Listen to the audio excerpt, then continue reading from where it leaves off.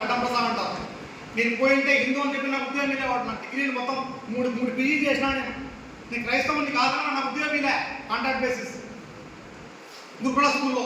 అంటే ఎంతమంది చూడండి, ఆడొచ్చిన వాళ్ళు పెద్ద డిగ్రీలు నావే. 3 పీజీలు 2 డిప్లొమాలు చేశాను.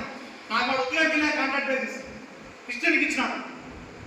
అట్లా చాలామంది ఉద్యోగ వ్యవస్థలో అంత ఉద్యోగాలన్నీ క్రైస్తవులకే పోతున్నాయి.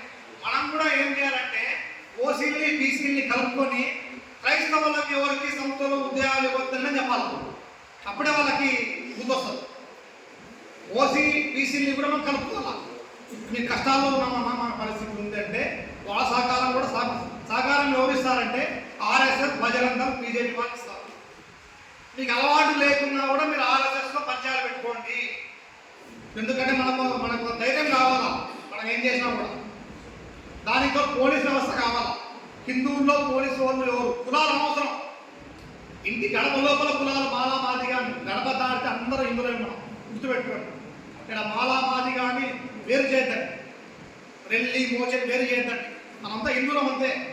ఇట్లే కొన్నాళ్ళు కొనసాగితే క్రైస్తవులకు కూడా ఎస్సీ రిజర్వేషన్ వచ్చిందనుకో మన పరిస్థితి ఏమవుతాం. క్రైస్తవుల్లో కూడా ఎస్సీనే కదా అని చెప్పి హిందువులు కూడా మారిపోతాం. వాళ్ళ దేశద్రోహులు క్రైస్తవులు. దేశం యొక్క పాజిటివ్ మెసేజ్ ఉంటుంది వాట్సాప్లో. ఎప్పుడు దేశ వ్యతిరేక పోస్టులే, బీజేపీ వ్యతిరేక పోస్టులు, హిందూ వ్యతిరేక పోస్టులు, మన పైన అవమాన పోస్టులు. కాలం ముగిస్తామంటారు. కాలం ముగించేవాళ్ళు సైతాన్లు అంటారు. మా ఇంటికి పెళ్ళిళ్ళకి రారు, మా ఇంటికి ఫంక్షన్లకు రారు, తండ్రి వేస్తున్నామని పళ్ళిచ్చిన తిండి తినమని రారు, మాకి పెళ్ళిళ్ళకి రారు, బంధువులు కలిసారు మనల్ని. భార్యలు చాలా మంది చెప్పుకోరాని విషయాలు.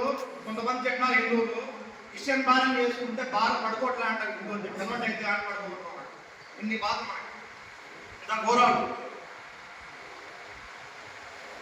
వాళ్ళు బైబుల్ తప్ప ఏం కావాలి.